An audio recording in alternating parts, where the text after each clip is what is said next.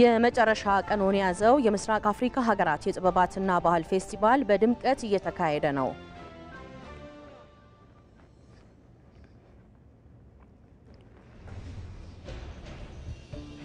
ኢትዮጵያ በውሃ አጠቃቀም ዲፕሎማሲ የሄደችበት ርቀት ተግዳሮት የበዛበት ቢሆንም የተሻለ ውጤት ማስገኘቱን ምሁራን ገለጹ።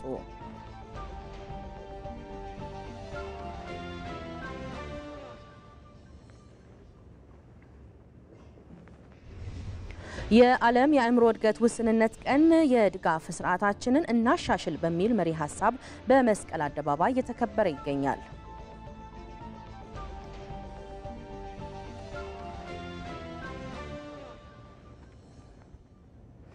ሊደረግ ሰዓታት ከቀሩት የተኩስ አቁም ድርድር በፊት ዩክሬንና ሩሲያ ጥቃት መፈጸማቸው ተሰምቷል።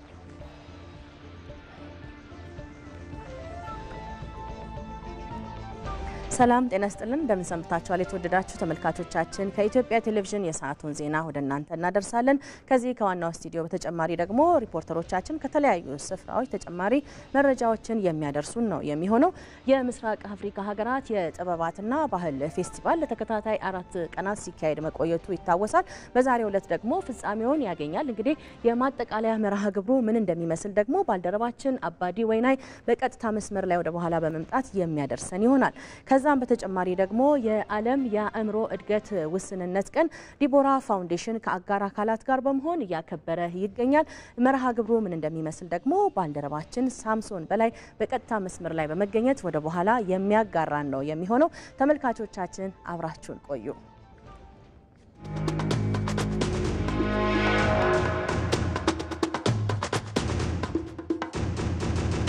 ህዳሴ ላይ ብዙ መከራ ታይቷል ቢበዛ በሚቀጥሉት 6 ወራት በጋራ ሪቫን እንቆርጣለን ህዳሴ ሲሞላ 1 ሊትር ውሃ እንኳን ከአስዋን ዳም አይጎልም ነበር ያልኳቸው አሁን ህዳሴ 100% ሞልቷል አስዋን ዳምም 100% ሙሉ ነው ቃሉ ተፈጽሟል የተካለ ነገር የለም ማለት ነው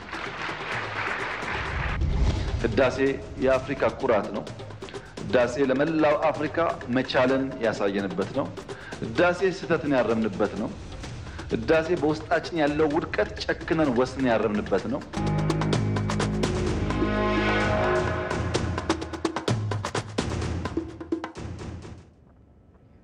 ጠቅላይ ሚኒስትር አብይ አህመድና ቀዳማዊት እመቤት ዝናሽ ታያቸው ትላንት በአፋር ክልል በመገኘት የክልሉን የግብርናና የኢንዱስትሪ አቅሞች የሚያሳዩ ቁልፍ የልማት ፕሮጀክቶችን ጎብኝተዋል ጉብኝታቸው ከ6 ወራት በፊት ምርት የጀመረውና 15 ቶን በሰዓት የሚያመርተውን የአዮዳይዝድ ጨው ማምረቻ ምልከታን ያካተተ ነበር በተጨማሪም በአፋር ክልል እየተከናወነ ያለው የበጋ ስንዴ ምርት ጎብኝተዋል በቀዳማዊት እመቤት ጽሕፈት ቤት የተገነባውንና ከማሳ ወደ ገበታ ሙሉ የምግብ ምርት ሰንሰለት የሚያጎላውን ዘመናዊ የዳቦ ፋብሪካም መርቀዋል ጠቅላይ ሚኒስትሩ በተጨማሪም የአይሮ ላፍ መኖ ባንክ ልማት ማዕከልንም ጎብኝተዋል ይህን የጠቅላይ ሚኒስትሩን የመኖ ልማት ጉብኝት በተንቀሳቃሽ ምስል ተከታትለን እንመለስ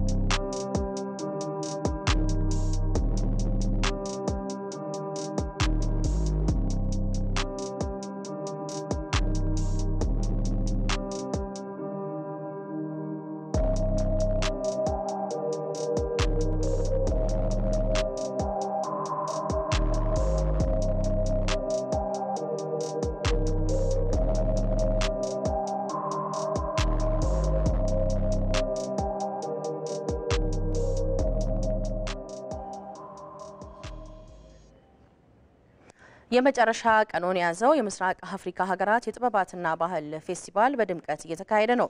በባህልና ስፖርት ሚኒስቴር አዘጋጅነት ለ4 ቀናት እየተካሄደ ያለው ፌስቲቫል ዛሬ ፍጻሜው ይሆናል። የኢትዮጵያን ጨምሮ የተለያዩ ሀገራት ልዑካን በአዲስ ዓለም አቀፍ ኮንቬንሽን ሴንተር የሀገራቸውን ባህል፣ ሙዚቃ፣ ባህላዊ ጭፈራ ያቀርባሉ። በዚህ ጉዳይ ላይ ተጨማሪ መረጃ ሊያደርሰን ባልደረባችን አባዲ ወይናይ በቀጥታ መስመር ላይ ይገኛል። እንደምንሆናል አባዲ። እንግዲህ የምስራቅ አፍሪካ ሀገራት የባህልና የጥበባትና ባህል ፌስቲቫል ሲካሄድ ቆይቷል። ዛሬ የመጨረሻ ቀኑ ነው። የፍጻሜ ውሎ ምን ይመስላል? እንዲሁም ደግሞ ለቀጠናዊ ፋይዳውስ እንደምን ይገለጻል የሚለውን አያይዘህ ብትነግረን። አመሰግናለሁ። እንግዲህ ሁለተኛው የምስራቅ አፍሪካ ሀገራት የጥበባትና ባህል ፌስቲቫል መካሄድ ከጀመረ ዛሬ 4ኛ ቀንን ይዟል። በ4 ቀናት ውሎም በርካታ ጉዳዮች ነው እያስተናገደ የሚገኘው። ኢትዮጵያን ጨምሮ እንግዲህ የተለያዩ የምስራቅ አፍሪካ ሀገራት ናቸው እየተሳተፉበት የሚገኙት። ብሩንዲ፣ ኡጋንዳ፣ ሩዋንዳ፣ ጅቡቲ፣ ደቡብ ሱዳን፣ ሶማሊያ፣ ዲሞክራቲክ ሪፐብሊክ ኮንጎ፣ ታንዛኒያና ኬንያ እንግዲህ እዚህ ተገኝተው የሀገራቸውን ባህልና ትውፊት ሊያሳዩ የሚችሉ ስራዎችን እያቀረቡ ይገኛሉ። ባለፉት 4 ቀናት ቆይታም በርካታ ጉዳዮች ናቸው ሲስተናገዱ የነበሩት። በተለይም ደግሞ እነዚህ ጉዳዮች የምስራቅ አፍሪካ ሀገራት ቀጠናን ሊያስተሳስር የሚችሉ ስራዎች ናቸው ሲቀርቡ የነበሩት። ከቀረቡት ስራዎች መካከል ብንመለከትም የጥናትና ምርምር ሲምፖዚየሞች ሲካሄዱ ነበር። በዚህ የጥናትና ምርምር ሲምፖዚየም የምስራቅ አፍሪካ ሀገራት እንዲሁም ደግሞ የኢትዮጵያ የስነ ጽሁፍና የባህል ባለሙያዎች በአጠቃላይ በቀጠናው እንዴት ሊጠናከር ይገባል፣ የጥበብ ስራን እንዴት ማሳደግ ይገባል በሚል ዙሪያ ምክክር ሲያደርጉ ነበር። እንዲሁም ደግሞ የምስራቅ አፍሪካ ሀገራትን ጨምሮ የኢትዮጵያ ልዑካን የሀገራቸውን የሚወክሉ የሙዚቃ ስራዎችን ሲያቀርቡ ነበር። በተለይም ደግሞ ከኢትዮጵያ ከሁሉም ክልሎች የመጡ የባህል ቡድኖች የክልላቸውን ባህልና ትውፊት የሚገልጽ የሙዚቃ ስራዎችን በትናንትናው ዕለት ሲያቀርቡ ነበር። የምስራቅ አፍሪካ ሀገራትም በርካታ የሚባሉ የምስራቅ አፍሪካ ሀገራትም የሀገራቸውን ባህልና ትውፊት የሚገልጽ የሙዚቃ ስራዎችን በትናንትናው ዕለት አቀርበዋል። በዛሬው ዕለትም የስዕል አውደ ርዕይና የፎቶ ኤግዚቢሽን ነበር። ከዛ ባሻገርም ደግሞ የሙዚቃና የፊልም ስራዎች ሲቀርቡ ነበር። በብሔራዊ ቲያትር በተካሄደው የፊልም ስራ ስነ ስርዓትን በርካታ ቁጥር ያላቸው ታዳሚዎች ናቸው የኢትዮጵያ የፊልም ኢንዱስትሪ የደረሰበትን ደረጃ ሲመለከቱ የነበሩት። ከዛ ባሻገርም ደግሞ ከሰዓት በሚኖረው ቆይታ ማለትም ዛሬ በሚኖረው ቆይታ በርካታ ጉዳዮች ተነግራሉ ተብሎ ይጠበቃል። የሰርከስ ትርኢት አንዱ ነው። ኢትዮጵያ በስፋት የምታወቅበት ከስፖርት አይነቶች አንዱ የሰርከስ ትርኢት ነው። ከሰዓት በሚኖረው ቆይታ በስፋት የሰርከስ ትርኢት ይቀርባል ተብሎ ይጠበቃል። እንዲሁም ደግሞ የፋሽን ሾው ይኖራል ተብሎ ይጠበቃል። እንዲሁም የምስራቅ አፍሪካ ሀገራት የልዑካን ቡድን የመሰናበቻ ትርኢታቸውን ያቀርባሉ ተብሎ የሚጠበቅ ነው የሚሆነው። እንግዲህ ይህ ፌስቲቫል በርካታ ጥቅም ነው ያለው። በተለይም ደግሞ የምስራቅ አፍሪካ ሀገራትን ቀጠናን ለማስተሳሰር ከፍተኛ አስተዋጽኦ ይኖራል ተብሎ የሚጠበቅ ነው የሚሆነው። የህዝብ ለህዝብ ትስስር በመፍጠር አጠቃላይ በቀጠናው የተረጋጋ ሰላም እንዲሰፍን በማድረግም የበኩል ሚና እንደሚጫወት ይጠበቃል። እንዲሁም ደግሞ የባህል ዲፕሎማሲን በመገንባት በቀጠናው ሀገራት መካከል የወንድማማችነትና እህትማማችነትን መንፈስ ለማጠናከር ከፍተኛ አስተዋጽኦ ይኖረዋል ይህ ፌስቲቫል ማለት ነው። ከዛ ባሻገርም ደግሞ እንግዲህ በርካታ የሚሆኑ ልዑካን ቡድኖች እዚሁ አዲስ አበባ ገብተዋል። እንደዚህ ልዑካን ቡድን ሲመጡ የሀገራቸውን የእደ ጥበብ ውጤት ሊገልጽ የሚችል ስራዎች ነው ይዘው የቀረቡት። ስለዚህ የገበያ ትስስር በመፍጠር በሀገራቱ መካከል ያለውን የገበያ ልውውጥ ለማሳደግ እንዲሁም አይነተኛ ሚና ይጫወታል ተብሎ የሚጠበቅ ግዙፍ ፌስቲቫል ነው ማለት ነው። ከሰዓት በሚኖረው ቆይታ በርካታ አንጋፋ የሚባሉ የስነ ጽሁፍና የሙዚቃ ባለሙያዎች ስራቸውን ያቀርባሉ። እንደ ፍቅር አዲስ ነቃ ጥበብ ያሉ የአስጌድ እንዳሸውና ጌታቸው ኃይለ ማርያም የሙዚቃ ስራዎቻቸውን ከሰዓት በሚኖረው ቆይታ የሚያቀርቡ ነው የሚሆኑት። ከዛ ባሻገርም ደግሞ የመክፈቻ የመዝጊያ ስነ ስርዓትም በክብርት ሚኒስትሯ ሸዊሻንካ የባህልና ስፖርት ሚኒስትሯ ሸዊሻንካ የሚቀርብ ይሆናል። እንግዲህ ይህ ፌስቲቫል አጠቃላይ በነበረው ቆይታ በርካታ ሁነቶችን ያስተናገዱ ኢትዮጵያ በተለይም ደግሞ የኮንፈረንስ ማዕከልነቷን ለማሳደግ የሚያስችላትን ልምድ ያገኘችበት ይሆናል ተብሎ ነው እንግዲህ የሚጠበቀው። ያሁን ለጊዜው ያለ መረጃ ይህን ይመስላል። በቀጣይም ደግሞ ከሰዓት ፕሮግራሙ የሚቀጥል ይሆናል። አመሰግናለሁኝ አባዲ። መልካም ቀን ይሆንልህ። በሰው ሰራሽም ሆነ በሌሎች ምክንያቶች የሚፈጠሩ ችግሮች በቱሪዝም ዘርፍ ላይ አሉታዊ ተጽዕኖ እንደሚያሳድሩ ይታመናል። ችግሮቹ የጎብኚዎችን እንቅስቃሴ ከመግታት ባለፈ ከዘርፉ የሚገኘውን ገቢ ሊቀንሱ እንደሚችሉም ይገለጻል። ሪፖርተራችን መሀሪ አለሙ የቱሪዝም ዘርፉን እንዳይነቃቃ በሚያደርጉ ጉዳዮች ዙሪያ ተከታዩን ዘገባ አዘጋጅቷል። ተከታትለን እንመለስ።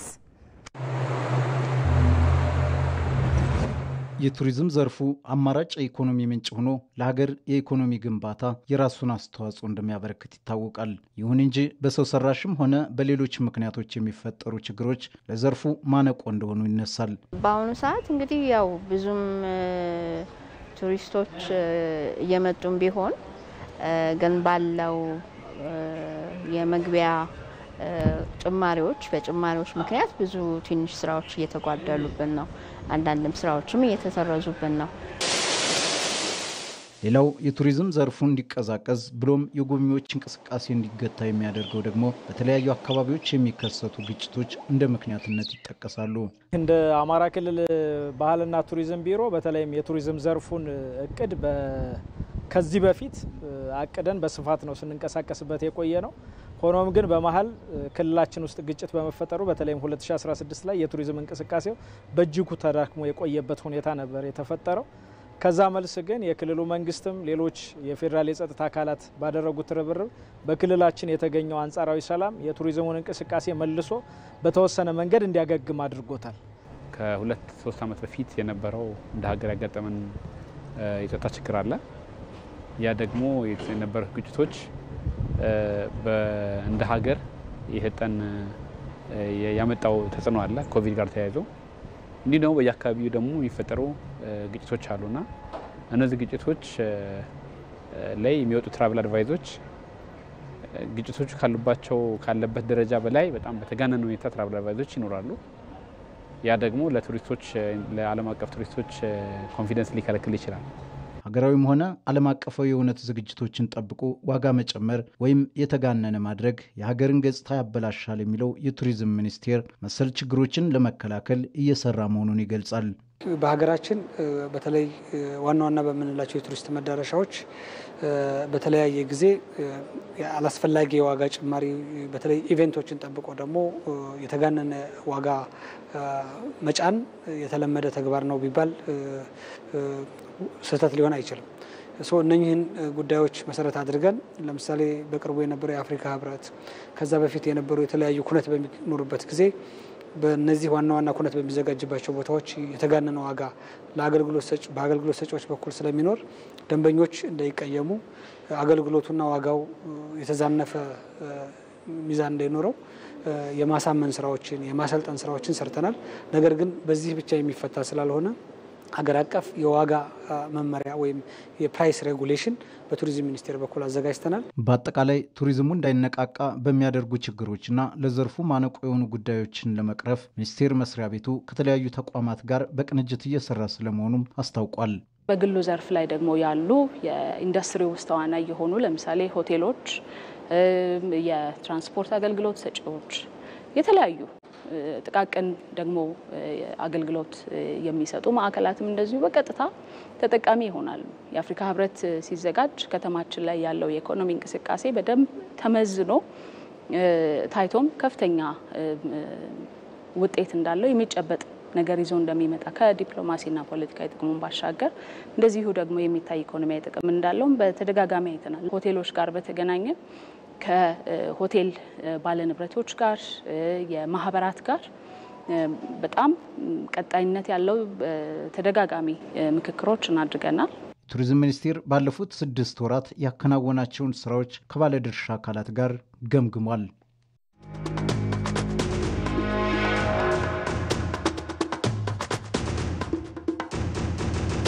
ኮሪደርን በሚመለከት ዋና ሀሳቤው ለልጆቻችን መልካም ሀገር መልካም ከተማን ጥሎ መሄድ ነው። ልጆቻችን ሌላ ናፋቂ ሳይሆኑ በሀገራቸው የተሻለ ከባቢ ኖሯቸው እንዲኖሩ ለማስቻል ነው። አዲስ አበባ ከተማ ውስጥ ህጋዊ ማስረጃ ኖሮት ወይ መሬት ወይ ካሳ ሳይከፈል የተነሳ አንድ ሰው እኔ እስከማውቀው የለም። አንድ ሰው ከ17 ቢሊዮን ብር በላይ ካሳ ተከፍሏል። ማላዘን የሚፈልጉ ሰዎች ሊያላዝኑ ይችላሉ። ከኛ በላይ ግን ለኢትዮጵያ ድሃ ሊቆረቆሩ አይችሉም። እኛ ድሃ አደጎች ነን። የተነሳንበትን ህዝብ ልንጨፈልቀው አንችልም።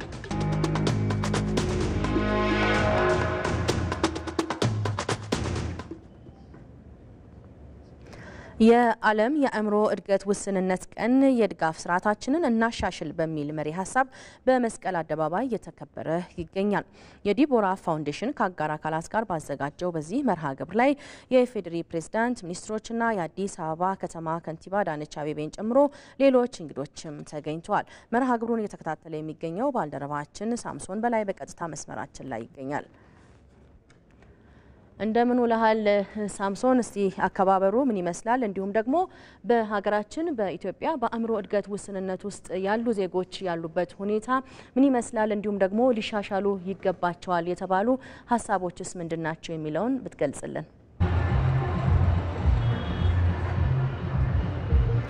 እሺ እጅግ አድርጌ አመሰግናለሁ። እንግዲህ በዛሬው ዕለት በኢትዮጵያ ለአምስተኛ ጊዜ የአእምሮ እድገት ውስንነት ያለባቸው ሰዎች ቀን ተከብሮ ውሏል። በዚህ በዲቦራ ፋውንዴሽን ከአጋር አካላት ጋር በጋራ በመሆን ያሰናዳው መርሃ ግብር ላይ እንግዲህ በርካታ የመንግስት የስራ ኃላፊዎች እንደዚሁም የአእምሮ እድገት ውስንነት ያለባቸው ዜጎችና ሌሎች ተባባሪ አካላትና ጥሪ የተደረገላቸው በርካታ እንግዶች በዚህ በመስቀል አደባባይ ተገኝተው ነው እንግዲህ ክብረ በዓሉን ያከናወኑት።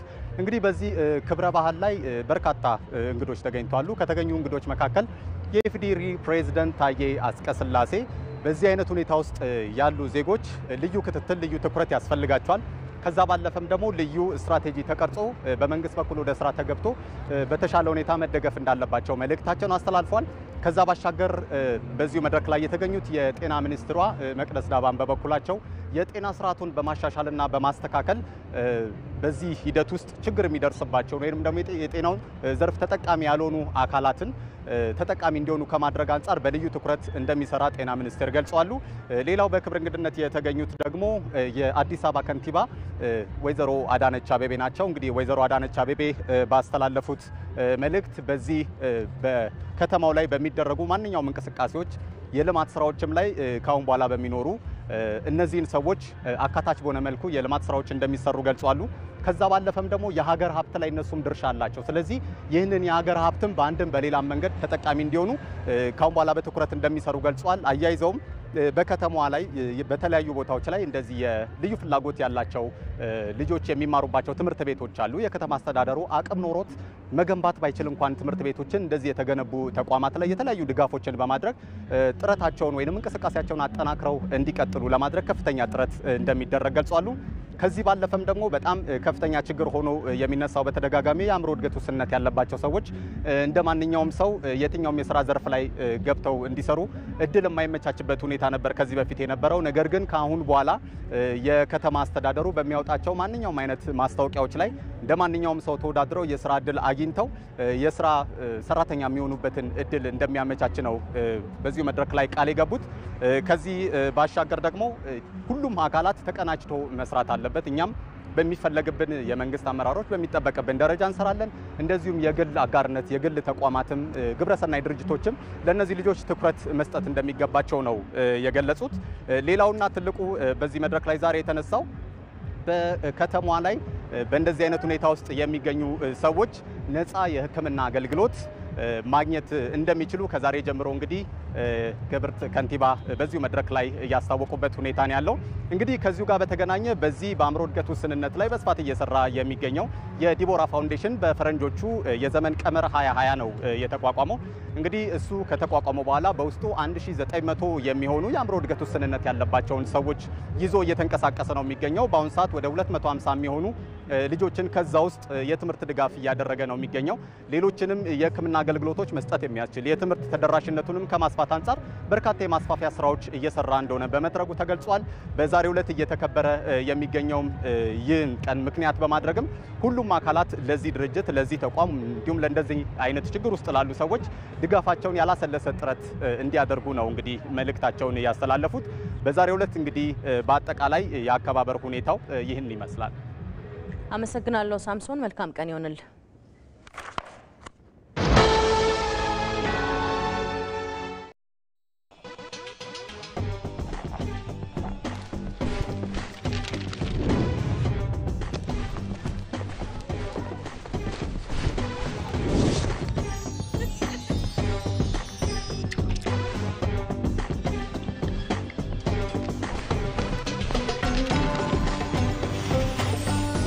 የባንካችንን የዘካ ተቀማጭ ሂሳብ በመጠቀም ሐሳቡን ያቅልሉ።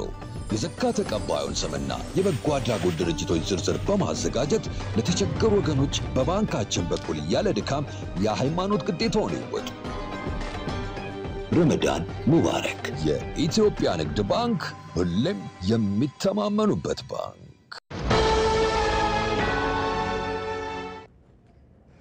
ኢትዮጵያ በውሃ አጠቃቀም ዲፕሎማሲ ሄደችበት ርቀት ተግዳሮት የበዛበት ቢሆንም የተሻለ ውጤት ማስገኘቱን ምሁራን ገለጹ። የውሃ ሀብትን በአግባቡ መጠቀም እንደ ሀገር የሚያስፈልገውን እድገት ለማስመዝገብ ከፍተኛ አስተዋጽኦ ስላለው በትኩረት ሊሰራ እንደሚገባም ምሁራን ተናግረዋል። ዓለም አቀፍ የውሃ ቀን በአርባ ምንጭ ዩኒቨርሲቲ በፓናል ውይይት ተከብሯል። ተመስገን ተስፋዬ ተጨማሪ አለው። ኢትዮጵያ በተለያዩ መስኮች የምታስመዘግበው የዲፕሎማሲ ድል አገሪቱ በዓለም አቀፍ ደረጃ ያላት ተሰሚነት ከወትሮ እንዲጎለብት አድርጓል። ብዙ ውጣ ውረዶችን አልፎ ፍሬ ወደ ማጣጣም የሚደርሰው የውሃ አጠቃቀም ዲፕሎማሲ አንዱና ዋነኛው ሲሆን የጋራ ጥቅምን መሪ ያደረገው የኢትዮጵያ አካሄድ ተግዳሮት የበዛበት ቢሆንም በዘርፉ የተሻለ ውጤት ያስገኘ መሆኑን የተለያዩ ምሁራን ገልጸዋል። ለማሳያነትም በናይል ተፋሰስ ያሉ ውሃ መንጪ ሀገራትን ተሞክሮ ያነሳሉ። ፕሮፌሰር ያዕቆብ አርሳኖ በአዲስ አበባ ዩኒቨርሲቲ የፖለቲካል ሳይንስና ዓለም አቀፍ ግንኙነት ትምህርት ክፍል መምህርና በናይል ሸለቆና በመካከለኛው ምስራቅ የጂኦፖለቲክስና የሃይድሮፖለቲክስ መምህርና ተመራማሪ ናቸው። ጉልበት አለኝ ማን ይነካኛል ሳይሆን ውሃ ስጦታችን ነው፣ የእናንተም የኛም ተጋግዘን ብንጠቀም ለሁላችን ይበቃናል ብላ ነው የምታስበው። እንግዲህ በዚህ አይነት ሐሳብ ብዙ የውሃ መንጭ ሀገሮች ውሃ ገባይ ሀገሮች በናይል ተፋሰስ ኬንያንም ዩጋንዳንም ቡሩንዲንም ታንዛኒያንም ሩዋንዳንም ጨምሮ ስንመለከት ከኢትዮጵያ ጎን የተሰለፉ ናቸው። በአጠቃላይ በዚህ የተነሳ ነው ሲኤፍኤ የማዕቀፍ ስምምነቱን በኢትዮጵያ ፌዴራልነት የፈረሙት። እስካሁን ድረስ ያደረግናቸው በጣም ትልቅ ውጤት አስገኝተዋል። አልፊ የሆነ መንገድ ነው። በድርድሩም አልፊ ነው፣ በልማቱም አልፊ ነው። ግን ኢትዮጵያ ሄደችበት መንገድ እጅግ የሚያስከብር በጣም የሚያስደስት ነገር ነው ማለት ነው። ይሄ ለወደፊት መቀጠል አለበት። ሂደቱ ለመጪው ትውልድ የተለወጠ ሀገር ለማስረከብ የሚደረገውን ጥረት እጅግ ከመደገፉም በላይ ሉዓላዊነትን ከማስከበር ህልውና ጋር ቀጥተኛ ትስስር እንዳለው ፕሮፌሰር ያዕቆብ አንስተዋል። ኢትዮጵያ በብዙ የወንዝ ሀብቶች የታደለች መሆኗን ገልጸው የማልማቱ ስራ ተጠናክሮ ሊቀጥል እንደሚገባም አስገንዝበዋል። በእጥፍ በድርብ መቀጠል አለበት። በተጀመሩ ወንዞችም ላይ ብዙ ልማቶች መካሄድ አለባቸው። ባልተጀመሩ ወንዞችም ላይ ተጨማሪ ልማቶች መካሄድ አለባቸው። ያን ሁሉ ፖቴንሻላችንን ብንጠቀም ለእድገታችን ትልቅ መሰረት ይሆናል። ለእድገታችን መቀጠልና ከፍታ ደግሞ ትልቅ መሰላል ይሆናል ብዬ ነው የማስበው እና ጅምር ላይ ነን። ወደፊት መቀጠል አለብን። አጀማመራችን እጅግ ለእኛ የሚያስደስት ነው፣ ለሌሎች የሚያስቀና ነው። መላካቸው ግን እጅግ በጣም የሚያስቆራ ነው ብዬ አስባለሁ። የአርባ ምንጭ ዩኒቨርሲቲ ፕሬዝዳንት ዶክተር አብደላ ከማል ሰጥቶ በመቀበልና በጋራ ተጠቃሚነት ላይ የተመሰረተው የሀገሪቱ የውሃ አጠቃቀም ፖሊሲ በዓለም አቀፍ መድረኮች የኢትዮጵያን የመደራደር አቅም ከፍ ማድረጉን ገልጸዋል። ይሁንና ሀገሪቱ ካላት የውሃ ሀብት አንጻር እስካሁን የተጠቀመችው ጥቂቱን ብቻ ነው ይላሉ። እስካሁን ይህንንም የህዳሴ ግድብንም ጨምረን በደንብ መጠቀም ችለናል የሚለው ላይ ጥያቄ ስናነሳ ገና ይቀረናል። በጣም ብዙ ስራዎች መሰራት አለባቸው። ስለዚህ በተለይ በአባይ ተፋሰስ ላይ የኃይል ማመንጨት ስራዎች የተለዩ በጣም ብዙ ቦታዎች አሉ። እነዛን ቦታዎች በማልማት በደንብ አድርጎ ኢኮኖሚካሊ ለሀገራችን ጥቅም የሚውሉበትን መንገዶች መፈለግ ያስፈልጋል። የአርባ ምንጭ ዩኒቨርሲቲ ኢትዮጵያ እስካሁን ባደረገችው የውሃ ሀብት አጠቃቀም ስራ እንደ ሀገር የመደራደር አቅም ከፍ ያደረጉ ምሁራንን ማፍራቱን ጠቅሰው ተቋሙን በዘርፉ የልህቀት ማዕከል ለማድረግ እየተሰራ መሆኑን ያስረዱት ደግሞ በዩኒቨርሲቲው የምርምርና ትብብር ጉዳዮች ምክትል ፕሬዝዳንት ዶክተር ተክሎ ወጋየው ናቸው። አርባ ምንጭ ዩኒቨርሲቲ በአርባ ምንጭ ውሃ ቴክኖሎጂ በኩል በውሃው ዘርፍ ለሀገሪቱ እስከዛሬ ካበረከቱን በተሻለ አቅም ማበረከት እንዲችል የምንሰራ ነው የሚሆነውና በዚህ አጋጣሚ እዛ አካባቢ ያሉ ምሁራን ተመራማሪዎች ሀሳቦች እንዲያመጡ ለማህበረሰቡም ለሀገርም ለክልሉም ሊሆኑ የሚችሉ ሀሳቦችን እንዲያመጡ እንዲያፈልቁ እነሱን ደግሞ እኛ በትብብር ክልሎች አካላትም ጋር በመተባበር የተሻለ ስራ እንድንሰራ እድል የሚፈጥር በመሆኑ በዛ መልኩ ሀሳብ እንዲያመጡ እንዲደግፉ የሚለውን ጥሪ ለማስተላለፍ እወዳለሁ። በአርባ ምንጭ ዩኒቨርሲቲ ለ31ኛ ጊዜ በተከበረው የዓለም አቀፍ ውሃ ቀን ተመራማሪዎችና ባለድርሻ አካላት የተሳተፉ ሲሆን ጥናታዊ ጽሑፍ ቀርቦ ውይይት ተደርጎበታል። የኢንዱስትሪ ፓርኮች ልማት ኮርፖሬሽን ከ5 ሀገር በቀል ኩባንያዎች ጋር የመግባቢያ ስምምነት ተፈራረመ። ኮርፖሬሽኑ በጅማ ልዩ ኢኮኖሚ ዞን የማምረቻ ሼድና የለማ መሬት በመውሰድ 4 ቡና በማቀነባበርና 1 የእንጨት ውጤቶችን በማምረት ለሀገር ውስጥና ለውጭ ሀገር ገበያ ለማቅረብ ከወሰኑ ሀገር በቀል ኩባንያዎች ጋር የመግባቢያ ስምምነት ተፈራርሟል። የጅማ ልዩ ኢኮኖሚ ዞን 150 ሄክታር ላይ ያረፈ 9 የማምረቻ ሼዶችና የለማ መሬት የያዘ ግዙፍ የግብርና ውጤቶች ማቀነባበሪያ ማዕከል ነው።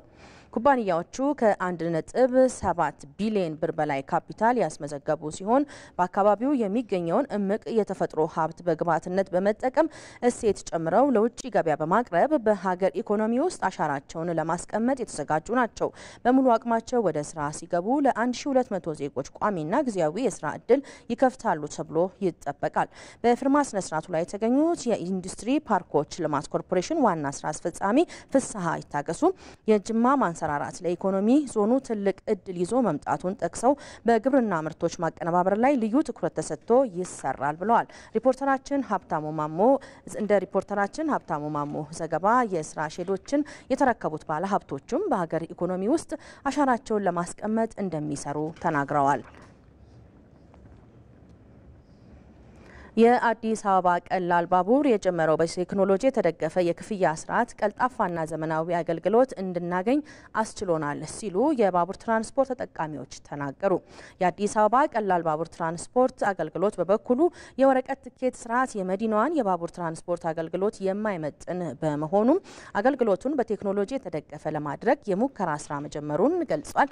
የኢዚያን ዘገባ ህይወት አበበ ታቀርበዋለች።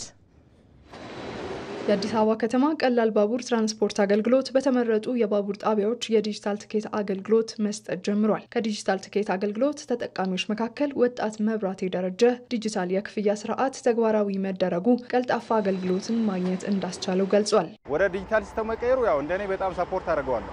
ግን ደግሞ እዚህ ጋር ምንድነው ሁሉም ሰው ይጠቀማል የሚለው ነገር ደግሞ ያው እዚህ ጋር አሳሳቢ ነው። ያው አንዳንድ ሰው ያለው ነገር ያው ክሮኖሎጂካል ኦርደሩ ጠንቅቆ ሊያውቀው ይችላል። አንዳንድ ሰው ደግሞ ያው ያን ያክል ግንዛቤ የሌለው ሰው ደግሞ እንደዚህ አይነት ሰዎች ደግሞ እንዴት ይጠቀማሉ የሚለው ነገር ትንሽ ያው ጥያቄ ምልክት ሊያስነሳ ይችላል። የዲጂታል የክፍያ ስርዓት ጊዜን በመቆጠብ ቀልጣፋና ፈጣን አገልግሎት መስጠት የሚያስችል በመሆኑ በሁሉም አካባቢዎች ተጠናክሮ ሊቀጥል እንደሚገባ የገለጸው ደግሞ መምህር ዮርዳኖስ ወልደ አማኑኤል ነው። ቴክኖሎጂ በጣም ለሁሉም አስፈላጊ ነው። ሲስተማቲክ በሚሆንበት ሰዓት ታይም ሴቭ ያደርጋል፣ ኤነርጂ ይቀንሳል፣ አንድ ያራስ አጭበርባሪ ነገሮችን ይቀንሳል። ስለዚህ አሁን ባቡር ሰዓት ለመቆጠብ እዚህ ጋር መጥቻለሁ። ለመቁረጥ ግን እዛ ጋር ነው የሄድኩት። እዛ ጋር እስከመጣ አንድ ባቡር አምጥቶኛል አጋጣሚ ማለት ነው። ስለዚህ በዲጂታል ራሴ ቆርጬ ቢሆን ኖሮ ቀጥታ መጥቼ ይደርስበት ነበር ማለት ነው። እና እንደዚህ አይነት ነገሮችን በፍጥነት አገልግሎት ለማግኘት ሳትፋችን ኖረዋል እና እንደዚህ አይነት ነገሮች ላይ ጥቅም አለው ብዬ ነው የማስበው። ዲጂታል መሆኑ ምንም ግን አዌርነሱ በጣም አስፈላጊ ነው። ቢቀድም ሁሉም ሰው ላይ አዌርነሱ ቢቀድም ዲጂታል መሆኑ በጣም ቤስት ነው። ሌላኛው አስተያየት ሰጪ ወጣት ኪሶ ጋሩማ አገልግሎቱ በአንድ ትኬት ከ2 ጊዜ በላይ የሚጠቀሙ ሰዎችን በማስቆም ብልሹ አሰራርን መቆጣጠር ያስችላል ብሏል። እኔ ብዙ ጊዜ ባቡር ይጠቀማለሁ። በሰዓት ላይ በጣም ጥሩ ነው። ቶሎ የፈለገበት ቦታ ደርሳለሁ እና ጥሩ ነው። ግን አንዳንድ ጊዜ ችግር ይኖራል እና ባቡሩ ቶሎ አይመጣም። ቲኬት የሚቆርጡ ሰዎች ቶሎ ሰዎችን አይሸኙም እና እሱን ቢያስተካከሉ በጣም ጥሩ ነው ብዬ አስባለሁ። ዲጂታል ቢሆን ጥሩ ነው ማለት የፈለገ ሰው እንደፈለገ አይገባም እና በአንድ ቲኬት 2-3 ጊዜ መሄድ አይቻልም። የአዲስ አበባ ቀላል ባቡር ትራንስፖርት አገልግሎት ዋና ስራ አስፈጻሚ ብርሃነ አበባው በበኩላቸው የባቡር ትራንስፖርት የቲኬት አገልግሎት በቴክኖሎጂ የተደገፈ ለማድረግ የሙከራ ስራ መጀመሩን ገልጸዋል። ቀደም ሲል የነበረው የቲኬቲንግ ሲስተማችን የወረቀት ቲኬት ነበር የምንጠቀመው። ይሄ ደግሞ ኋላ ቀርና የትም ዓለም ላይ የቀረ አሰራር ነበር የምንከተለው። አሁን እየሰራን ያለ ነው ለሙከራ ነው። 5 ጣቢያዎች ላይ ነው እየሰራን ያለ ነው። ወደፊት ግን የሰውን ተቀባይነት እያየን ሁሉም ጣቢያዎች ላይ የምናሰፋበት ሁኔታ ይኖራል ማለት ነው። ቴሌብር ቲኬቶች በሁሉም ስቴሽኖች ለማምጣት ጥረቶች እየተደረጉ ነው ያሉት ማለት ቴክኖሎጂ ከመጠቀም አንጻር። የአዲስ አበባ ቀላል ባቡር በ19 ባቡሮች ለህብረተሰቡ አገልግሎት እየሰጠ መሆኑን የገለጹት ዋና ስራ አስፈጻሚው በበጀት ዓመቱ መጨረሻ 21 ለማድረስ እቅድ ተይዟልን ብለዋል። የባቡር ቁጥርን ከመጨመር አንጻር ብዙ ስራዎች እየሰራን ያለ ጥረቶች እያደረግን ያለ ነው። ለምሳሌ 2016 በጀት ዓመት መጨረሻ ላይ በ13 ባቡሮች ነው ስንሰራ የነበረው። አሁን ግን የውስጥ አቅማችን ማጠን በመጠቀም ሰራተኞቻችን በማነሳሳትና የተለያዩ አይነት ስራዎችን በመስራት ወደ 19 ባቡር ለማድረስ ችለናል። አሁን ባለው ሰዓት በ19 ባቡር አገልግሎት እየሰጠን ያለ ነው። ይሄ ቁጥር 2017 በጀት ዓመት እስከ መጨረሻ ድረስ 21 ባቡር እናደርሳለን ብለን ነው ጥረት እያደረግን ያለነው። የወላይታ ልማት ማህበርን የውስጥ አቅም በማሳደግ የዞኑን ልማት የሚደግፉ ትልቅ ተቋም እንዲሆን የሁሉም ተሳትፎና ትብብርን እንደሚያስፈልግ የዞኑ ዋና አስተዳዳሪ አቶ ጴጥሮስ ወልደማርያም ገለጹ። ዋና አስተዳዳሪው ይህንን የገለጹት የወላይታ ልማት ማህበር 24ኛ ዓመት መደበኛ ጠቅላላ ጉባኤውን በወላይታ ጉተራ ባካሄደበት ወቅት ነው። ማህበሩ ባለፉት 24 ዓመታት ለዞኑ ሁለንተናዊ እድገት ከፍተኛ አስተዋጽኦ ያላቸውን ስኬታማ የልማት ስራዎችን መስራቱንም ዋና አስተዳዳሪው ገልጸዋል። የልማት ማህበሩ ስራ አመራር ቦርድ ሰብሳቢ ዶክተር እንድሪያስ ጌታ ማህበሩ የልማት ራዕይን አንግቦ እየሰራ ያለ የልማት ማህበር መሆኑን ጠቅሰው ማህበሩን ለማሳደግ የህዝብ ድጋፍ ተጠናክሮ እንዲቀጥልም ጥሪ አቅርበዋል። የልማት ማህበሩ ስራ አስኪያጅ አቶ አሰፋናና በበኩላቸው ልማት ማህበሩ የተሰበሰበውን ሀብት በአግባቡ በመጠቀም የህዝብን ማህበራዊና ኢኮኖሚያዊ ችግሮችን ለመፍታት እየሰራ ይገኛል ብለዋል። ሪፖርተራችን ተመስገን ተስፋዬ ዘገባ እንደሚያመላክተው በአመታዊ ጉባኤው በሁሉም የሀገሪቱ ክልሎች ያሉ የማህበሩ አባላትና ደጋፊዎች ተሳትፈዋል። በምስራቅ ጉራጌ ዞን የቡኢ ከተማ ነዋሪዎች በንጹህ መጠጥ ውሃ ችግር ለእንግልት መዳረጋቸውን ገለጹ። የቡኢ የመጠጥ ውሃ ፕሮጀክት ከተጀመረ 7 ዓመት ቢሆንም ተጠናቆ ለአገልግሎት አልበቃም። ፍሬዎት ረታ ተጨማሪ አላት። በምስራቅ ጉራጌ ዞን ቡኢ ከተማ ያለውን የንጹህ መጠጥ ውሃ ችግር ተከትሎ የከተማዋ ነዋሪዎች ለእንግልት መዳረጋቸውን ገልጸዋል። ነዋሪዎቹ ውሃ ለመቅዳት ረጅም ርቀት መጓዝና ተጨማሪ ወጪ እንዳማረራቸው ይናገራሉ። ለምሳሌ አሁን አንድ ጀሪካን በጋሪ ከሄደ ከዚህ 15 ብር ነው የሚቀበሉት። ያንን አቅም የሌለው ሰው ደግሞ በፎጣ እናቶች አሁን አቅመ ደካሞች ተሸክመው ሰው እየለመኑ ነው እየሄዱ ያሉት። ስለዚህ የዚህ የከተማችን የውሃ ጉዳይ በጣም አንገብጋቢና ከምንም ከሌላው ኑሮ የበለጠ ከሌላው አስቤዛ የበለጠ የውሃ ችግር በጣም በከፍተኛ ሁኔታ አለና አሁን ለምሳሌ እኔ አሁን የልጆች አባት ነኝ። እኔ 4 ጀሪካን አይበቃኝም። 4 ሲባዛ በ15 አልችልም። አሁን አህያ ለምኜ ነው ከሰው አህያ ለምኜ ነው አቅሜ ስላልፈቀደ በጀሪካን በአህያ ለመውሰድ የመጣሁት ማለት ነው። ቢያንስ እኔ ቤት ማለት ነው 10 ጀሪካን በቀን አይበቃቸውም። ልጆች አባት ነኝ። ይታጠባሉ፣ ልብስ አለ፣ ሳሙና እንትን ነገር አለ፣ ብዙ ነገሮች ስላሉ ውሃ 10 ጀሪካን አይበቃኝም። አሁን ጭኜ ነው የመጣው። አይታችኋል እዚህ ጋር ያለ ጫንኩት ለትምህርት ቤት የሚታጠቡበት አላደረሰሉላቸው። እናቶቻችን ራሱ በጣም ተቸግረዋል። ዋጥረት በጣም ነው ያለው እዚህ። ከነገ ዛሬ ይለቀቃል በሚል ተስፋ አመታት መቆጠራቸውን ነው ነዋሪዎቹ የሚገልጹት። ውሃው አየነው፣ ሲፈሳ አየነው፣ ተደሰትን። ከዛ በኋላ እር ብሎ ሰው ሲጠብቀው የለም ምንድነው ይቀራዋል ነው የሚሉት። የቀረው ነገር ገራ እየገባን ነው ያለ ነው። ውሃው ስናይ ተሞልቷል ይባላል። ባለሙያንም እናቆኛን አናቅም አይደል። አሁን አዲስ ዝርጋታ የተዘረጋ ነበረ እስካሁን አልተለቀቀም። በከተማዋ በግንባታ ላይ የሚገኘውን የንጹህ መጠጥ ውሃ ፕሮጀክት አጠናቆ ለህብረተሰቡ ውሃ ተደራሽ ለማድረግ በሚደረጉ ሙከራዎች ተደጋጋሚ የቴክኒክና የአሰራር ችግር እየተከሰተ መሆኑን የከተማዋ አስተዳደር ገልጸዋል። ወደ ሪዘርቫይሩ ውሃውን መክፋት አስፈላጊ ስለነበረ በዛን ወቅት ያው ከቧንቧዎች ብልሽት ጋር ተያይዞ እንዲሁም ደግሞ መነሻ ቡስተር ሃውስ አካባቢ ላይ ከፓወር ጋር ተያይዞ የገጠሙ ችግሮች ፍንዳታዎች ከመኖራቸው ጋር ተያይዞ በታሰበው ጊዜ ውሃው ወደ ማህበረሰቡ እንዳይለቀቅ ምክንያትን የሆነው ማለት ነው። የውሃው አሁን ያለው ነባሪ ውሃ ጉድጓድ የከተማው ህዝብ 5000 በነበረበት ሰዓት የተሰራ ነው። አሁን ደግሞ ከተማው ህዝብ ቁጥር 50000 እና ከዛ በላይ ሆኗል። ስለዚህ ሰፊ የፍላጎትና አቅርቦት አለመጣጣም ከመኖሩ ጋር ተያይዞ ውሃ በሁሉም የሰፈር አካባቢ ላይ ተደራሽ ማድረግ ተቸግሯል አገልግሎቱ። ፕሮጀክቱን በተያያዘው መጋቢት ወር ለማጠናቀቅ እየተሰራ መሆኑን የቡኢ ከተማ አስተዳደር አስታውቀዋል። ፕሮጀክቱ በዚህ ወር ውስጥ አልቆ ለአገልግሎት ዝግጁ እንዲሆን ነው ያለን ዝግጅት ማለት ነው። ስለዚህ በዚህ ወር ውስጥ ይመረቃል፣ ለአገልግሎት ዝግጁ ይሆናል። የሙከራ ስራውም ደግሞ በዚህ ሳምንት ውስጥ ከተማ ውስጥ ውሃ ይፈሳል ማለት ነው። ውሃ መስመር ውስጥ ይፈሳል ብለን ነው እኛ በጉጉት እየደገፍን እያገዝን ያለን። የከተማዋ የንጹህ መጠጥ ውሃ ፕሮጀክት ለ7 ዓመት መጓተት ነዋሪዎቹን ለችግር ዳርጓቸዋል።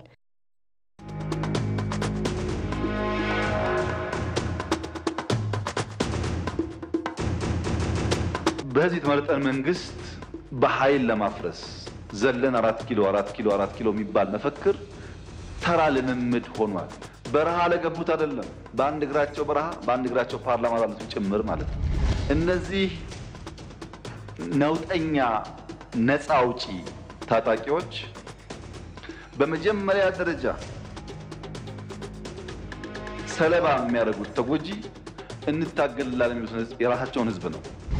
በመቶ ዓመት ጊዜ ውስጥ 7 ዓመት ሙሉ ከአንድም ጎረቤት ጋር ያልተዋጋ ብቸኛው መንግስት የኛ መንግስት ነው።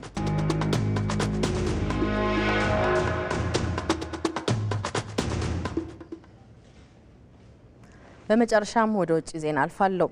ሊደረግ ሰዓታት ከቀሩት የተኩስ አቁም ድርድር በፊት ዩክሬንና ሩሲያ ጥቃት መፈጸማቸውን ቀጥለዋል። ሞስኮ ኬቡን ባነጣጠረ የሰው አልባ አውሮፕላን ጥቃቷ የ5 ህጻናትን ጨምሮ ከ10 በላይ ሰዎች መቁሰላቸውን በባለስልጣናቷ በኩል አስታውቃለች። በተመሳሳይ የሩሲያን ምዕራባዊ ክፍል ያነጣጠሩ 59 የዩክሬን ሰው አልባ አውሮፕላን ጥቃቶችን እንዳስተናገደች ነው ሮይተርስ ያስነበበው። በጥቃቱ የአንድ ሰው ህይወት እንዳለፈ ዘገባው መላክቷል። ይህ ግጭት የተሰማው በሳውዲ አረቢያ የሚካሄደው የተኩስ አቁም ስምምነት አንድ ቀን ሲቀረው ነው። የአሜሪካ ባለስልጣናት ዩክሬንና ሩሲያን ለማሸማገል በሳውዲ አረቢያ 2 ቀናት እንደሚቆዩም ይጠበቃል። ሞስኮ ሰኞ የሚደረገው ድርድር ማሻሻያዎችን ያመጣል የሚል ተስፋ እንዳላት አስቀድማ መግለጿም የሚታወስ ነው። ተመልካቾቻችን ዜናዎቻችን እንደቀጠሉ ናቸው። አሁን ደግሞ ስፖርታዊ መረጃዎችን ነው ወደ እናንተ የምናደርሰው። ስፖርታዊ መረጃዎችን ወደ እናንተ ለማድረስ ባልደረባዬ ሀብታሙ ካሴ እዚህ ስቱዲዮ ተገኝቷል። እንደምን ውለሃል ሀብቴ? እንደምን ዋልሽ አይዳ? ደህና፣ መቀጠል ትችላለህ። አመሰግናለሁ።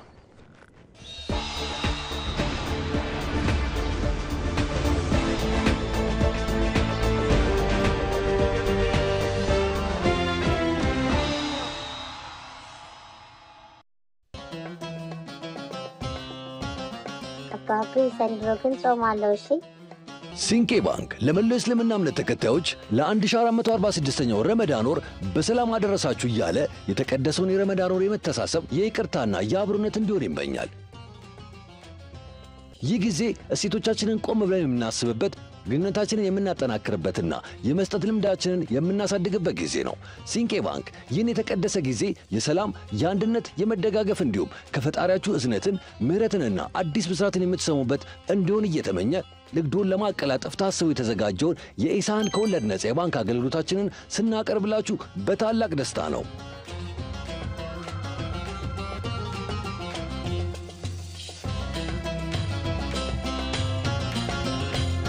ሲንቄ ባንክ በአንድነት ወደ ስኬት። ረመዳን ሙባረክ። ሲንቄ ባንክ የኢትዮጵያ ቴሌቪዥን የስፖርት ዘገባዎች ስፖንሰር ነው። እጅግ አድርገን እናመሰግናለን። ወደ ቀዳሚው ዜና አልፋለሁ። በዓለም የቤት ውስጥ ሻምፒዮና በሴቶች 3000 ሜትር ኢትዮጵያ የወርቅ ሜዳሊያ አግኝታለች። አትሌት ፍሬወይኒ ኃይሉ የወርቅ ሜዳሊያውን ያስገኘች አትሌት ነች። አትሌት ብርቄ ኃይሎም ደግሞ በርቀቱ 5ኛ ደረጃን ይዛ ፈጽማለች። በ3000 ሜትር ወንዶች ደግሞ በሪሁ አረጋዊ የብር ሜዳሊያ አስመዝግበዋል። በሪሁ ርቀቱን ለማጠናቀቅ 7 ደቂቃ ከ46 ሰከንድ ከ25 የሆነ ጊዜ ፈጅቶበታል።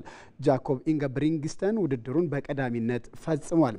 የዓለም የቤት ውስጥ አትሌቲክስ ሻምፒዮና ኢትዮጵያውያን አትሌቶች የሚጠበቁበት የፍጻሜ ውድድሮች ዛሬ ይከናወናሉ። በሴቶች 1500 ሜትር ፍጻሜ ውድድር ዛሬ ቀን 9 ሰዓት ከ28 ላይ ይከናወናል። በሴቶች ጉዳፍ ጸጋይና እንደዚሁም ድርቤ ወልተጂ ኢትዮጵያን ወክለው ይፋለማሉ። በዚህ ርቀት በፍጻሜው 9 አትሌቶች የሚፋለሙ ሲሆን ከ4 ደቂቃ በታች ሰዓት ያላቸው ሁለቱ ኢትዮጵያውያንና እንደዚሁም አሜሪካዊቷ ሂዘር ማክሊን ብቻ ናቸው። የ800 ሜትር ሴቶች ፍጻሜ 9 ሰዓት ከ54 ሲል ሲከናወን ጽጌ ድጉማና እንደዚሁም ንግስት ጌታቸው ይፎካከራሉ። በዚህ ርቀት 6 አትሌቶች የሚሮጡ ሲሆን ጽጌ ድጉማ የአሸናፊነት ቅድመ ግምት ያገኘ ሲሆን ደቡብ አፍሪካዊቷ ሴጉዲሶም ምርጥ ሰዓት ካላቸው ተወዳዳሪዎች መካከል ናት። ዛሬ በሚጠናቀቀው የቤት ውስጥ ሻምፒዮና የሜዳሊያ ሰንጠረዡን እስካሁን አሜሪካ በ10 ሜዳሊያዎች ስትመራ ኢትዮጵያ በ2 ሜዳሊያዎች ከዓለም 5ኛ ከአፍሪካ ደግሞ 1ኛ ደረጃ ላይ ተቀምጣለች። የኢትዮጵያ ብሔራዊ ቡድን የዓለም ዋንጫ ማጣሪያ ምድብ 6ኛ ጨዋታውን ነገ ሌሊት 6 ሰዓት ላይ ከጅቡቲ አቻው ጋር ያከናውናል። ዋሌው በምድብ 1 ካደረጋቸው 5 ጨዋታዎች 3 ነጥቦችን ይዞ 5ኛ ደረጃ ላይ ተቀምጧል። ከትናንት በስቲያ ከግብጽ ጋር ጨዋታውን ያደረገው ብሔራዊ ቡድኑ 2-0 መሸነፉ ይታወሳል። ጅቡቲ ከኢትዮጵያ ያደረጉት የመጀመሪያ ዙር ጨዋታ በአቻ ውጤት ነበር የተጠናቀቀው። የኢትዮጵያ ብሔራዊ ቡድን ሰኞ ሌሊት 6 ሰዓት ከጅቡቲ ለሚያከናውነው ጨዋታም ልምምዱን በጥሩ ሁኔታ እያከናወነ እንደሚገኝ የኢትዮጵያ እግር ኳስ ፌዴሬሽን አሳውቋል። ምድብ 1ን ግብጽ በ13 ነጥቦች እየመራች ትገኛለች። ቡርኪና ፋሶ በ8 ነጥቦች፣ ሴራሊዮን በ8 ነጥቦች እንደዚሁም ጊኒ ቢሳው በ6 ነጥቦች፣ ኢትዮጵያ በ3 ነጥቦች፣ ጅቡቲ በ1 ነጥብ ከአንደኛ እስከ 6ኛ ደረጃን ይዘዋል። የጎንደር አጼ ፋሲለደስ ስታዲየምን ለማደስ የጎንደር ዩኒቨርሲቲ እንቅስቃሴ መጀመሩ ተገለጸ። የጎንደር ዩኒቨርሲቲ 70ኛ ዓመት እንደዚሁም የሆስፒታሉ 100ኛ ዓመት ምክንያት በማድረግም ፋሲል ከነማ ከቅዱስ ጊዮርጊስ የወዳጅነት ጨዋታ አከናውነዋል። ባልደረባችን ተመስገን አለባቸው ከጎንደር ተከታዩን ዘገባ ልኮልናል።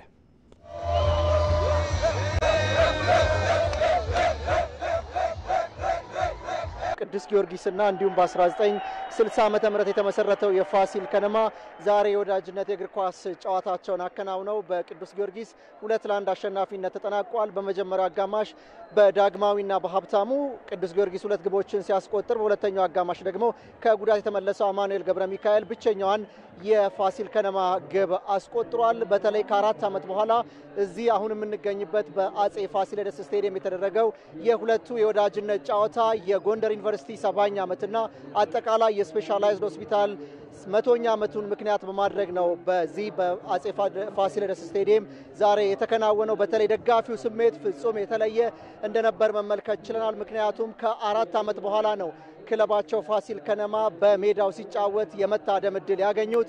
ከጨዋታው ከመጀመሩ በፊት አንስቶ እንግዲህ ልዩ የሆነ ስሜት ነው የተመለከትነው በክለቡ ደጋፊዎች ዘንድ። ምንም እንኳን የወዳጅነት ጨዋታ ቢሆንም ግን ቡድናቸው እንዲያሸንፍ ያላቸው ፍላጎት ፍጹም ከፍተኛ እንደነበርም መመልከት ችለናል። እንግዲህ በዚህ የወዳጅነት ጨዋታ ላይ ንግግር ያደረጉ የክብር እንግዶች አሉ። የጎንደር ዩኒቨርሲቲ ፕሬዝዳንት ዶክተር አስራት አጸደወይን ይህንን ውድድር ወደዚህ ማምጣት ያስፈለገው ለረዥም ዓመታት ከደጋፊው አይን ርቆ የነበረውን ፋሲል ከነማን በሜዳው ሲጫወት ደጋፊዎች እንዲመለከቱት ማድረግ እንደሆነ አንስተዋል። በተለያዩ አማራጮችም የፋሲል ከነማ እግር ኳስ ክለብን ዩኒቨርሲቲው ሲደግፍ እንደነበር ነው ያነሱት።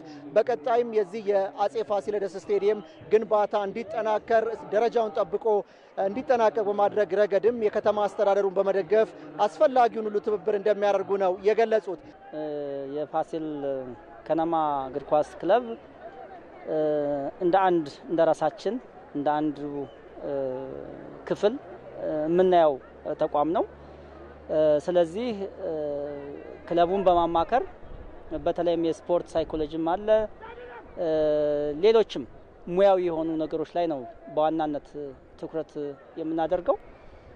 ታዳጊዎችንም እያሰለጠንን ያለነው አሁንም ባለፉት አመታትም ስናደርገው እንደነበረው እንዲህ አይነት ሙያዊ የሆኑ ድጋፎችን አጠናክረን ለመቀጠል ነው በእኛ በኩል ያዝነው። በዚህ የወዳጅነት ጨዋታ ላይ የተገኙት የኢትዮጵያ እግር ኳስ ፌዴሬሽን ፕሬዝዳንት አቶ ኢሳያስ ጅራም መሰል ውድድሮች አብሮነትን እንዲሁም በክለቦች መካከል ያለውን ፍቅርና መተባበር ወዳጅነትን በማጠናከር ረገድ ሚናው ከፍተኛ መሆኑን ተናግረዋል። እንግዲህ የኢትዮጵያ እግር ኳስ ፌዴሬሽን የፋሲል ከነማ እግር ኳስ ክለብ ለቅዱስ ጊዮርጊስ የወዳጅነት ጨዋታውን እናከናውን ጥሪ ካከናወነ በኋላ ወጪውን በመሸፈን ወደ ጎንደር መጥቶ እንዲጫወት በማድረግ ረገድም ድርሻ ማበርከቱ ነው የተገለጸው።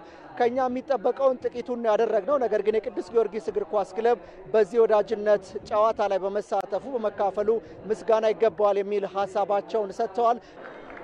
በዚህ ደረጃ ህዝቡ ተሰብስቦ ከውጭ የሚወራውና አሁን እዚህ ቦታ ተገኝተ የምታየው እጅግ በጣም የተለያየ ነገር ነው።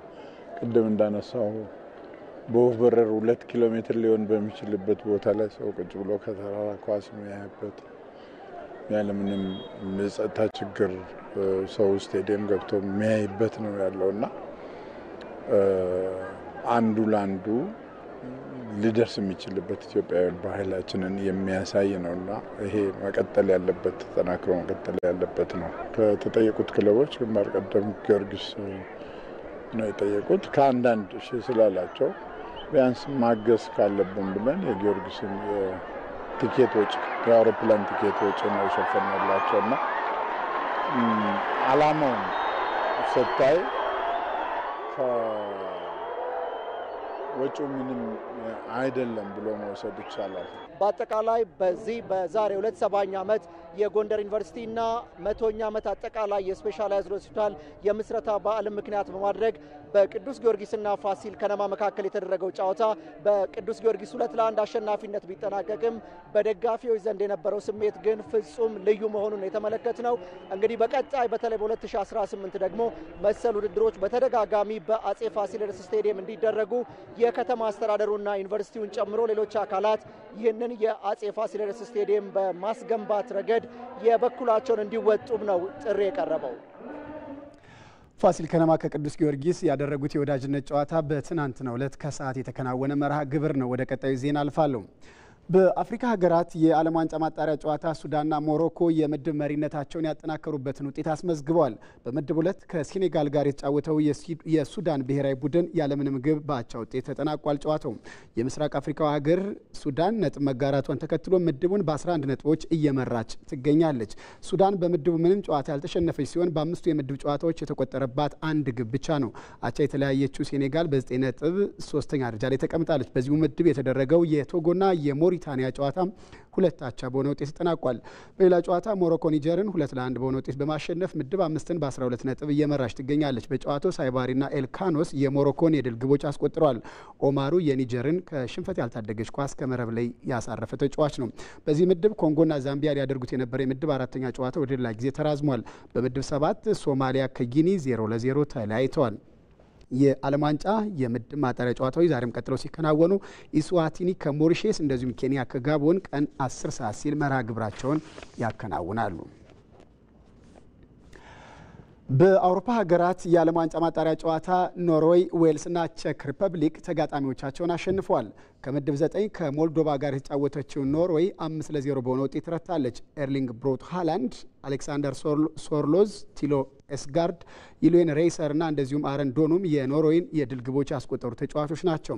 ኖርዌይ በሰፊ ግብ ማሸነፏን ተከትሎ እስራኤልን በግብ ክፍያ በልጣ የምድቡ መሪ እንድትሆንም አድርጓታል። እስራኤል ኤስቶኒያን 2-1 በመርታት ሁለተኛ ደረጃ ላይ መቀመጥ ችላለች።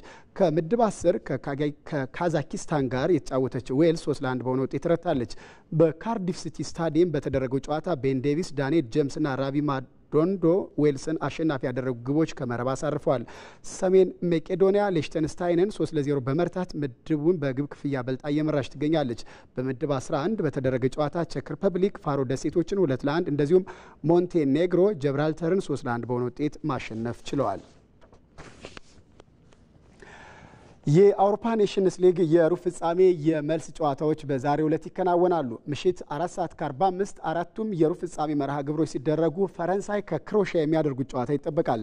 በመጀመሪያው ግጥሚያ ክሮሺያ 2-0 በሆነ ውጤት ፈረንሳይን ማሸነፍ ችላለች። በተመሳሳይ ሰዓት ጀርመን ከጣሊያንም ምሽት ላይ ይፋለማሉ። የመጀመሪያው ዙር ጨዋታ በጀርመን 2-1 አሸናፊነት የተጠናቀቀ ሲሆን ጣሊያን ውጤቱን ለመቀልበስ ትጫወታለች ብለዋል አሰልጣኙ። እንደዚሁም ፖርቹጋል ከዴንማርክ ዛሬ ምሽት በተመሳሳይ 4:45 ይጫወታሉ። የመጀመሪያውን ዙር መርሃ ግብር ዴንማርክ 1-0 በሆነ ውጤት ማሸነፏ አይዘነጋም። ስፔን ከኔዘርላንድ ምሽት የሚደረግ የሩብ ፍጻሜ መርሃ ግብር ነው። በመጀመሪያው ጨዋታ 2-2 በሆነ ውጤት ነው የተለያዩት። ጣሊያናዊው የመስመር ተከላካይ ሪካርዶ ካላፊዮሪ በኔሽንስ ሊግ ከጀርመን ጋር በነበረው ጨዋታ ጉዳት አስተናግዷል። ተጫዋቹ ባጋጠመው የጉልበት ጉዳት ምክንያት በጨዋታው መጠናቀቂያ ላይ ከሜዳ መውጣቱም ይታወቃል። ጣሊያን ዛሬ ከጀርመን ጋር ላለባት የኔሽንስ ሊግ የጥሎ ማለፍ የመልስ ጨዋታ መሰለፉ አልተረጋገጠም። ሪካርዶ ካላፊዮሪ ለሙሉ ምርመራ ወደ ለንደን ሊመለስ እንደሚችልም እየተዘገበ ነው። ጣሊያን በጨዋታው በጀርመን 2-1 በሆነ ውጤት መሸነፏ አይዘነጋም። የዓለማችን የከባድ ሚዛን ቦክሰኛ የነበረው አሜሪካዊ ጆርጅ ፎርማን በ76 ዓመቱ ከዚህ ዓለም በሞት ተለይቷል። 2 ጊዜ የዓለም የከባድ ሚዛን ቦክሰኛ ሻምፒዮን መሆን የቻለው ጆርጅ ፎርማን የኦሎምፒክ የወርቅ ሜዳሊያ ማጥለቅ መቻሉም ይታወሳል። እንደ አውሮፓውያን አቆጣጠር በ1997 ጓንቱን የሰቀለው ፎርማን ካደረጋቸው 81 ፍልሚያዎች ውስጥ 76ቱን ሲያሸንፍ ከእነዚህም ውስጥ 68ቱን በዝረራ ነበር። ለመጀመሪያ ጊዜ የተሸነፈው እንደ አውሮፓውያን አቆጣጠር በ1974 በመሐመድ አሊ ሲሆን ስፍራውን በቀድሞዋ ዛይር በአሁኗ ኮንጎ ራምበል ኢን ዘ ጀንግል ተብሎ በሚጠራው መድረክ ነበር። በኪንሻሳ ስታዲየም የተደረገው ያ የቡጢ ፊልሚያ በርካታ ተመልካቾች ያዩት እንደሆነም ይነገራል። ቤተሰቦቹ የፎርማን ሕይወት ማለፉን ተከትሎ በሰጡት መግለጫ አባታቸው ባደረጋቸው ስራዎች እንደሚኮሩና ሁሌም እንደሚያስታውሱት ገልጸዋል። በአሜሪካ ፍሎሪዳ ግዛት እየተካሄደ በሚገኘው የማያሚ ኦፕን የቴኒስ ውድድር ሳባሌንካ፣ ኦሳካና ጋውፍ 16ቱን መቀላቀላቸውን አረጋግጠዋል። የዓለም ቁጥር አንዷ የቴኒስ ተጫዋች አሪያና ሳባሌንካ ከሮማንያዊቷ አሌና ጋብሪኤላ ሩዝ ጋር ተጫውተው 6-1 እየተመራች ሩዝ ጉዳት በማስተናገዷ ጨዋታውን ማጠናቀቅ ሳትችል ቀርታለች። በሌላ ጨዋታ ጃፓናዊቷ ናኦሚ ኦሳካ አሜሪካዊቷን ሄይሊ ባፕቲስቴን ገጥማ 7-6፣ 3-6 እና 6-4 በአጠቃላይ 2-1 በመርታት ወደ ቀጣዩ ዙር ማለፍ ችላለች። የ21 ዓመቷ አሜሪካዊት ኮኮ ጋውፍ በበኩሏ ግሪካዊቷን ማሪያ ሳካራን ገጥማ 6-0 እና 6-0 በድምሩ 2-0 በማሸነፍ 16ቱን መቀላቀል ችላለች። ዛሬ ኤሊሴ ማርቲኔስ ከኢጋ ስዊአቴክ የሚያደርጉት ጨዋታ ይጠበቃል። በወንዶች መካከል የሚደረገው ጨዋታ ዛሬ ሲካሄድ ጆኮቪች ከአርጀንቲናዊ ዩጎ ካራቤሊ እንደዚሁም ግሪካዊው ስቴፋኖስ ጺጺፓስ ከአሜሪካዊ ኮርዳ ጋር ይጫወታሉ። ተመልካቾች ለቀን 7 ሰዓት ያዘጋጀናቸው የስፖርት ዘገባዎች ተጠናቀዋል። ሀብታሙ ካሴ ነበርኩ። በያላችሁበት ሰናይ ቀን ተመኘው። አይዳ ወዳችን መለስ። አመሰግናለሁ ሀብታሙ። መልካም ቀን ይሆንልህ። አመሰግናለሁ። ተመልካቾቻችን ለሰዓቱ የያዝናቸው ዜናዎች ተጠናቀዋል። እየተከታተላችሁ አብራችሁን ስለቆያችሁ እጅግ በጣም እናመሰግናለን። ዜናዎቹን በመምራት አብሬያችሁ የቆየሁት አይዳ ከበደ ነበርኩኝ። መልካም ቀን ይሆንላችሁ።